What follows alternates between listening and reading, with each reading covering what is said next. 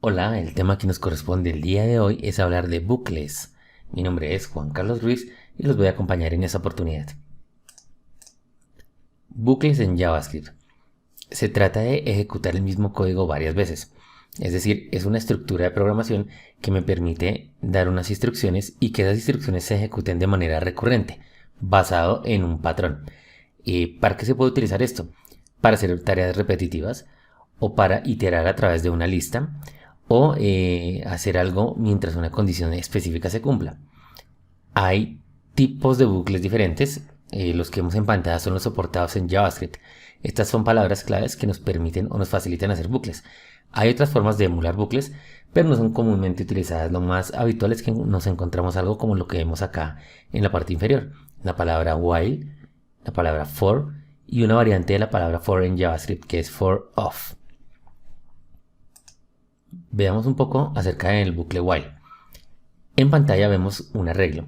El arreglo se llama nombres y tenemos 3 nombres asignados. Luego hemos definido una variable que se llama índice o index. Recuerden que yo puedo recorrer un arreglo indicando un índice que demarca su posición. Así que yo he colocado acá una variable de índice que está igual a 0, es decir, si yo utilizo índice para acceder al arreglo, estaré accediendo a la posición 0. Por lo tanto, yo tengo acá la palabra while diciendo mientras el índice sea menor que el tamaño del arreglo. Es decir, si índice arranca en 0, ¿cuál es su tamaño máximo? 2, 0, 1, 2. Si ya llega a ser 3, ya es igual al tamaño del arreglo. Entonces la condición me dice que mientras el índice sea menor que el tamaño del arreglo, haga. Y ese haga es lo que está entre corchetes, entre este corchete y este corchete. ¿Qué es lo que tiene que hacer? Entonces, lo que tiene que hacer, una vez el índice arranca en 0 y valido que ejecute esto, se repite mientras el índice sea menor que el tamaño del arreglo, le vamos a decir que la variable nombre le asigne el valor de nombre y que ese nombre lo imprima en la consola. Básicamente estamos imprimiendo cada objeto o cada valor que hay en el arreglo. Y luego vean algo interesante, le estoy diciendo index más más. Esa instrucción index más más es una forma corta de decir a índice súmele 1. Entonces, como a índice le sume 1, la próxima vez que vuelva, él pregunta, ok, ¿el índice sigue siendo menor que el tamaño del arreglo? Si la respuesta es sí, vuelve a repetir las instrucciones y vuelve a sumarle 1 al índice. Y seguirá repitiéndolo hasta que en algún momento él pregunte, ¿el índice es menor que el tamaño del arreglo? Cuando la respuesta sea no, el bucle termina. Veámoslo en funcionamiento desde Visual Studio Code. Así que tengo en pantalla este es un archivo que se llama bucles.js, lo creé específicamente para este ejemplo y vamos a colocarle acá lo siguiente. Define una variable const de constante const y esa constante le vamos a colocar nombres. Nombre va a ser igual a un arreglo de x número de posiciones. Yo voy a inventarme 3 nombres, nombre 1, nombre 2, nombre 3. El primer nombre va a ser el mío, entonces Juanca. El segundo nombre va a ser Bill y el tercer nombre va a ser Steve, o mejor, Linus. Bueno, creo que me va a tocar cambiar ese Juanca porque los otros dos son un perfil demasiado alto, así que coloquemos acá, ahora sí, Steve, ¿cierto? Así hace más sentido. Entonces Steve, Bill y Linus son los nombres que tenemos acá. Vamos a definir una nueva variable. Esa variable le vamos a colocar como nombre índice, coloquémoslo en español, índice, y vamos a inicializarlo en 0. Luego utilizamos la palabra clave while. Y acá le vamos a decir mientras. ¿Mientras qué? Mientras se cumpla una condición, ejecute este segmento de código. Entonces, ¿cuál es la condición que queremos validar? Mientras el índice sea menor a nombres, que es el arreglo, punto length. Es decir, mientras el índice sea menor que el tamaño del arreglo haga. Y ese haga es lo que vamos a escribir acá. ¿Qué vamos a hacer? Vamos a colocarle const de esta manera. Este se va a llamar name. Voy a colocarle simplemente nombre en singular.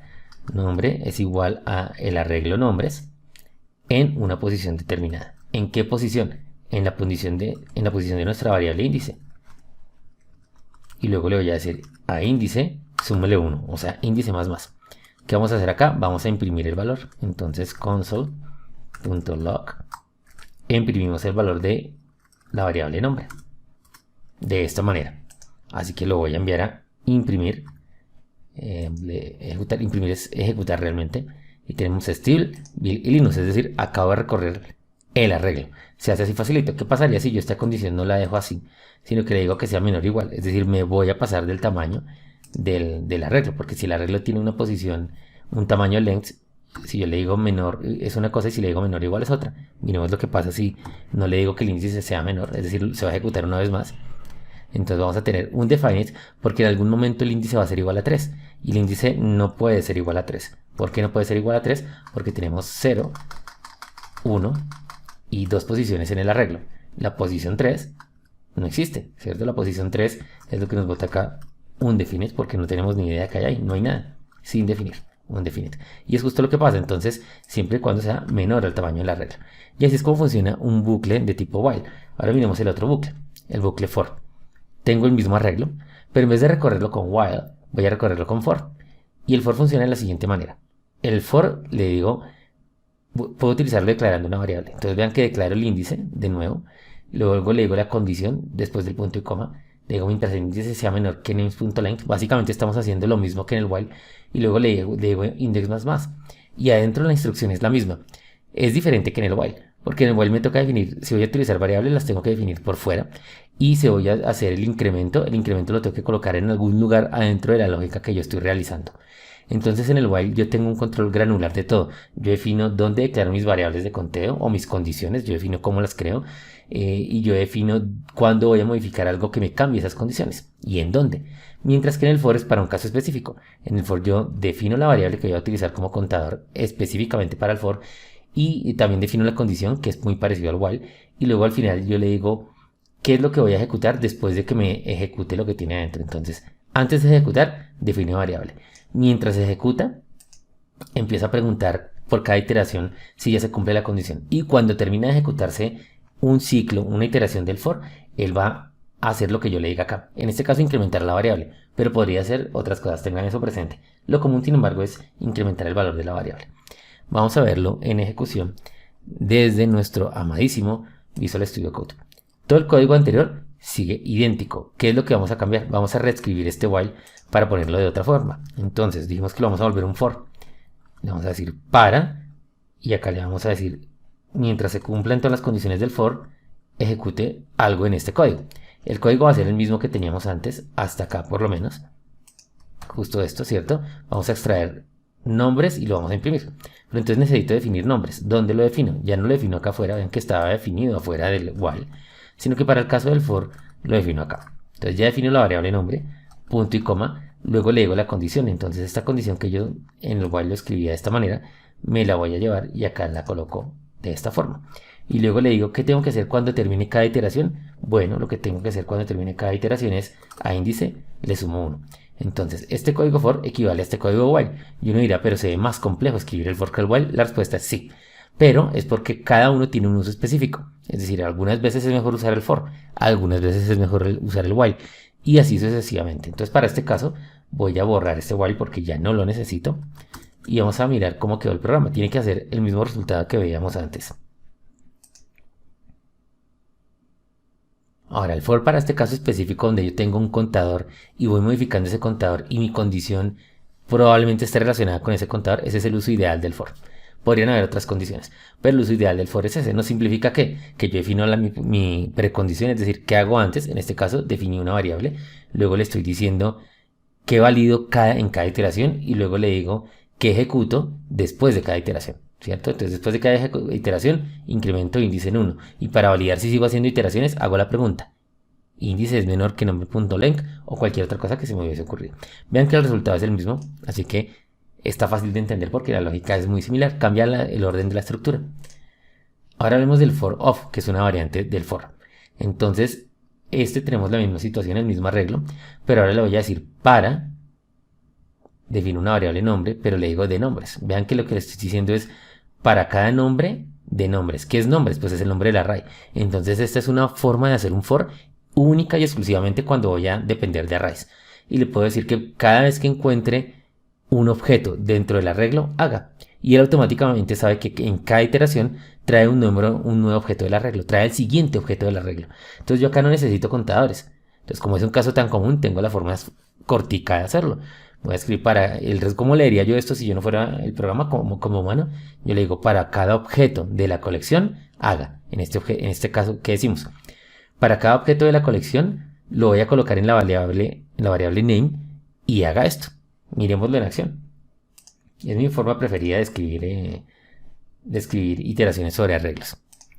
Pero recuerden que podemos utilizar el for y el while para iterar sobre cualquier instrucción. Mientras, y voy a escribirlo acá arriba, mientras que la otra manera de hacer lo que es con el for of sería la siguiente manera. Entonces for, de hecho acá vean que acá hay unos shortcuts que me muestra Visual Studio. Entonces yo puedo escribir acá el for manualmente o puedo decirle este for enter y ven que acá me deja como un molde para escribir mi sentencia for y puedo hacer lo mismo para el for of. Ven que si yo le escribo acá for of y otras que hay por ahí, ya me da una idea de qué tengo que hacer. Me hizo el esqueleto, me hizo el template. Entonces la constante, ¿cómo se va a llamar? Name. Entonces y de hecho se va a llamar nombre como lo hicimos anteriormente. Entonces para cada nombre de la colección nombres, ¿cierto? Para cada nombre de la colección nombres haga. ¿Qué tengo que hacer? Pues imprimirlo. Entonces simplemente esto. Y vean que esto es mucho más corto que el while y mucho más corto que el for. Y el resultado es el mismo con muchas otras ventajas adicionales a que el código sea corto. Lo primero, pues que no tengo que definir variables ni nada porque ya está implícito. Y lo segundo es que es una forma segura de navegar en un arreglo. ¿Por qué es segura? Porque solo navego por los miembros del arreglo que existen. No me voy a pasar, no tengo que estar pendiente si me pasé el tamaño, ¿no? Simplemente navego todas las posiciones del arreglo sin ningún inconveniente. Volvamos a nuestro PowerPoint. Importante, entonces bucles while. Yo voy a utilizar los bucles para lo que yo quiera, ¿sí? El while, el for of, como yo quiera, como lo considere conveniente. Menos el for of, que ya sabemos que el for of es específicamente para navegar por todos los ítems de un arreglo. Está creado específicamente para eso. Pero en general yo los puedo utilizar como yo quiera. Yo puedo utilizar lo mismo que hago en el for of, lo puedo hacer en el for o lo puedo hacer en el while. ¿Cuándo debería utilizar una cosa o la otra? Entonces esto es una guía, no es una camisa de fuerza. El while, cuando yo quiera llamar a una función que devuelve falso o nulo cuando se completa. Yo les describo esto de otra manera. El while es cuando yo necesito validar que una condición se cumpla, sea cual sea esa condición. Si mi condición está relacionada con el tamaño de un arreglo o con recorrer un arreglo, entonces tal vez while no sea el indicado. En ese caso que utilizo for. Hago un bucle y ese bucle lo repito un número conocido de veces. Para recorrer un arreglo es conveniente, sí, podría ser conveniente, pero hay otras formas. Tengo que repetir un proceso 30 veces. ¿Por qué razón? Por la razón que sea. Ya sé que lo tengo que hacer 30 veces. Entonces yo puedo utilizar el for por eso. Y es importante porque yo defino la condición que más o menos tiene que ver con el tamaño. Por eso el for me ayuda a definir la variable y una instrucción para cambiar el contador, para cambiar el índice. Y cuando es un for of es específicamente para recorrer arreglos. Entonces, resumen, bucles while cuando yo quiero tener control sobre la condición que se va a cumplir, cuando mi prioridad es esa, control sobre la condición que se debe cumplir. Bucles for cuando yo quiero tener control sobre la cantidad de repeticiones que debo tener sobre un conjunto de ítems en un arreglo. Eso es todo por hoy. Pónganlo en práctica, ensáyenlo y recuerden que estuvo con ustedes Juan Carlos Ruiz. Nos vemos en una próxima oportunidad.